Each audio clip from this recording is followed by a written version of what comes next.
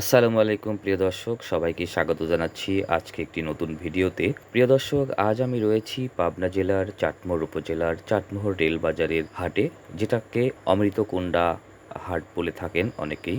প্রিয় দর্শক, এই হাটে আপনারা দেখতে পাচ্ছেন যে মাছ ধরার জন্য বাঁশের তৈরি এই জিনিসপত্রগুলো পাওয়া যায়।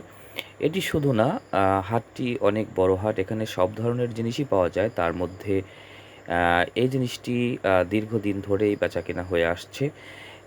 এটি চাটমোহর রেল স্টেশনের পাশেই যে খেলার মাঠটি রয়েছে, সেই খেলার মাঠেই হাটটি বসে এবং এই হাটটি সপ্তাহের একদিনই শুধু হয়, সেটি হচ্ছে রবিবার। এই রবিবারে সকাল থেকে শুরু করে সন্ধ্যা পর্যন্ত এই হাটে এই মাছ ধরার এই জিনিসপত্রগুলো পাওয়া যায়। এখানে যারা পুরাতন ব্যবসায়ী রয়েছেন এবং মৎস্য শিকারী রয়েছেন, তারা সবাই জানেন যে এই জিনিসগুলো চাটমোহর রেলবাজারের এই হাটে পাওয়া যায়। তাই তাদেরকে নতুন করে পরিচয় করিয়ে দিতে হয় না যে এখানে কবে থেকে এটি ক্রয় বিক্রয় হয়। আপনারা দেখতে পাচ্ছেন যে ম্যাক্সিমাম যে মাছ ধরার, ছোট মাছ ধরার জিনিসপত্রগুলো, এগুলো বাঁশ, লতা দিয়ে তৈরি।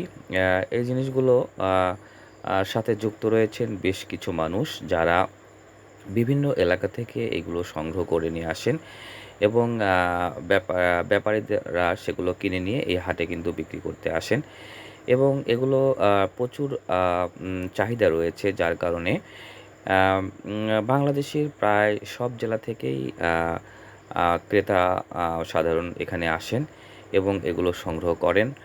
আমি বেশ কিছু ব্যাপারীর সাথে কথা বলেছি। আমি একজনের সাথে কথা বলছিলাম। উনি ঢাকা থেকে আসছে এবং আশপাশে বিভিন্ন জায়গা থেকেই লোকজন আসছে। এই হাটটি একেবারে খোলা মাঠ, যেহেতু সেই খোলা মাঠে এইগুলো বিক্রি হয় এবং খুব সুন্দর পরিবেশে এগুলো বিক্রি হচ্ছে, দেখতে পাচ্ছেন। মাছ ধরার এই জিনিসগুলো একসময় আরও বেশি চাহিদা ছিল।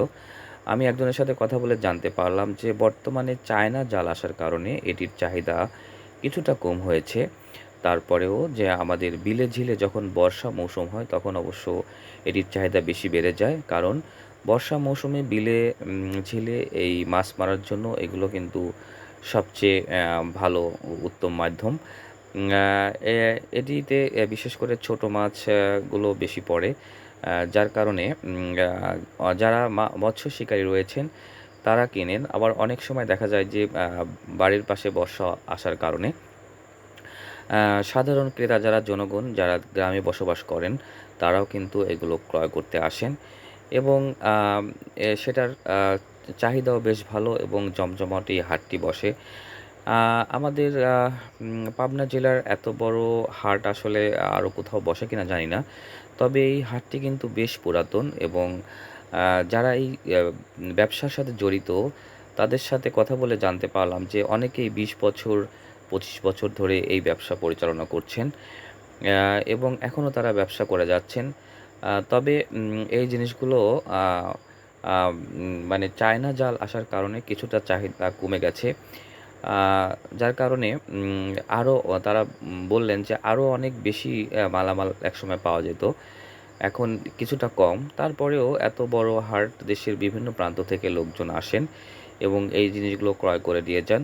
এটি একেক দেশের ভাষায় একেকটা নাম বলা হয়, যেগুলো দেখতে পাচ্ছেন। পাবনা জেলার এটাকে বলা হয় ধুদি, খাদুন, আম তারপরে বিভিন্ন নামে ডেকে থাকেন। এই জিনিসগুলো তৈরি হয় বাঁশ দিয়ে, বিশেষ করে বাঁশটা হচ্ছে প্রধান উপকরণ।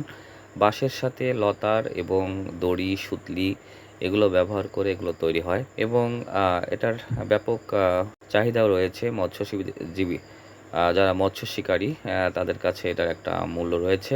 এগুলোর মাধ্যমে মাছ ওনারা মেরে থাকেন এবং খুবই সুন্দর এই হাটটি। যদি আপনারা এই ধরনের মালামাল ক্রয় করতে চান, তাহলে সপ্তাহের একদিন রবিবার চাটমোহর রেল স্টেশনের পাশেই হাটটি বসে। এখান থেকেই মালগুলো ক্রয় করতে পারবেন।